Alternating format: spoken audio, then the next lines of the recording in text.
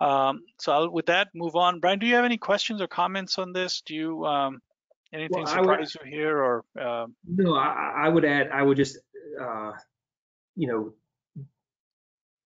add on to what you said about the cross-platform, because we're not working with a single customer today that as they evaluate their current or planned continuous controls monitoring solution, the number one requirement is it must be cross-platform.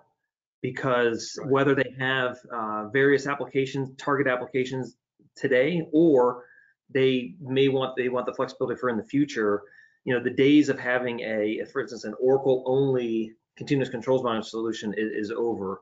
And fortunately, SafePaaS is quite robust and is able to natively connect to any number of target enterprise applications. So I was glad you mentioned that, because that is absolutely the number one request we get now, is that the solution must be cross-platform.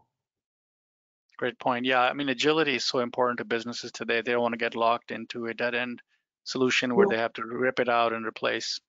Well, that's the well, we work with a number of organizations that are even in this current environment, they acquire companies continually.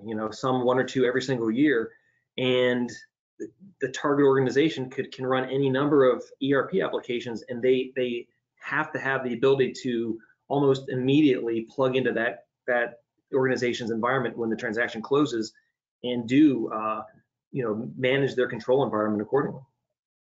Yeah, and I think that goes down to control coverage. And I think you've sort of segued us into our next question that I was about to ask. We've been sort of moving towards this. So how do you choose a solution like this? So there's a few bullet points, but I'd love to, Emma, for you to. Yes, so as you said, Adil, we've kind of touched on this previously, but how do organizations go about choosing a continuous control solution? Let's talk about some of the best practices that they should follow. Well, for me, because we help organizations do that, but all the functionality that you state here is 100% spot on. But I would even take it to a higher level, as I said a minute ago. The cross-platform is an absolute must. Top of mind now is transactional monitoring. Organizations that have done user access and segregation of duties, and in some cases configuration controls, that's all well and good. They've actually done a pretty good job there. But now they want to take it to the next level, and typically we get the comment of, well, we've, through our SOD analysis, we identified X number of users that can do these different types of quote unquote sensitive combinations. And so I will then say, well, then let's put some transaction monitoring to proactively monitor then the transactions that those users perform.